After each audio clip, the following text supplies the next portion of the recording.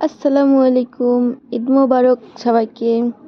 তো সকাল সকাল আমি ঘুম থেকে উঠেই আগে গিয়েছি ছাগলের কাছে, যে এটা আমাদের আজকের কুরবানি ছিল। আমাদের বলতে আমার দাদা দিচ্ছে আর কি। দাদা এই কুরবানিটা রাখছিল। আমাদের বাসায় এরকম ছাগল পালন করা হয় কুরবানির জন্যই, মূলত বাচ্চা থেকে বড় করা হয়। তো আমি ওর কাছে গেছি, দেন বলতেছি চল তোকে একটু ছেড়ে দিই। তো আমি ওকে খুলতেছি, খোলার সময় আমি আমার মুখে কিছু আছে কিনা, আমি খাচ্ছি কিনা, ও এটা ট্রাই করতেছে যে খাবে এই জন্য। দেন ওকে বের করে আমি একটু মিষ্টিমুখ করাইলাম যে চল তোরা একটু সেমাই খাওয়াই, সেমাই খা। দেন ওকে সেমাই খাওয়াই একটু ছেড়ে দিলাম। দেন ও ওয়াশরুমে গেছে, মানে ওয়াশরুম বলতে বাথরুমে গেছে। দেন আমি ওরে গোসল করাই দিলাম।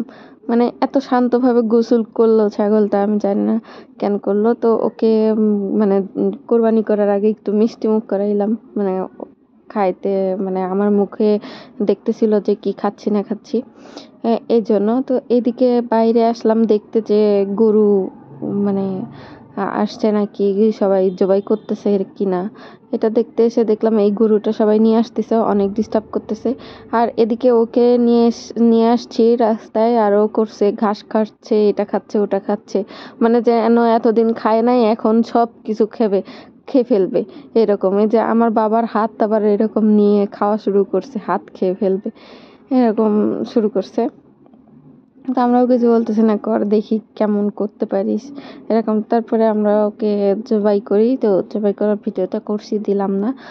জবাই করার পরে কেউ ছিল না, আমি আর আমার বাবা মিলেই ছাগলটা কাটছি। দেন সব কিছু কমপ্লিট করছি, 12টার মধ্যে হয়ে গেছে।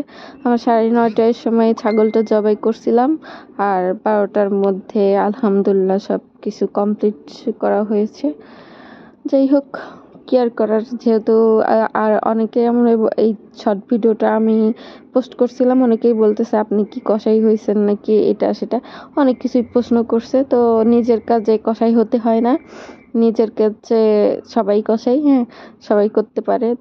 যেহেতু মানুষ ছিল না, তাহলে আমাকেই তো করতে হবে, তাই না?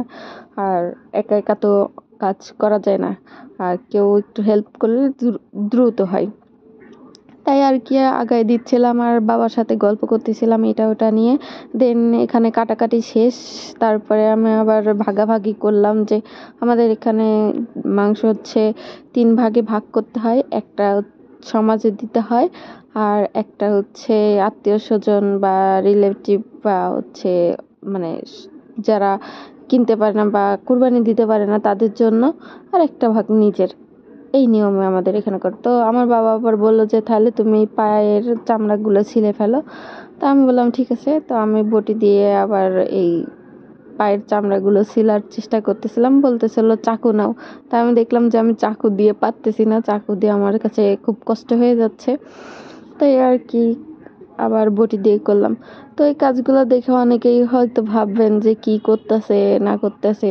আসলে আপনি মানে খবর নিয়ে দেখবেন অনেক বাড়ির মেয়েরাই করে, যাদের হচ্ছে যাদের বাসায় ছেলে নাই বেশি, তারা কি করে। আবার অনেক মানুষের বাসায় আছে যারা ছেলে মানুষ প্রবাসে থাকে কিন্তু কুরবানি করে দেশে, তাদের থাকে। তো আমাদের বাসায় যদিও ছেলে মানুষ ছিল, আমার কাকারা ছিল, তো অসুস্থ ছিল, যার জন্য আসে নাই, কাজ করতে পারে নাই। আমি আর আমার বাবা করছি, আর আমার দাদা একটু হেল্প করছে।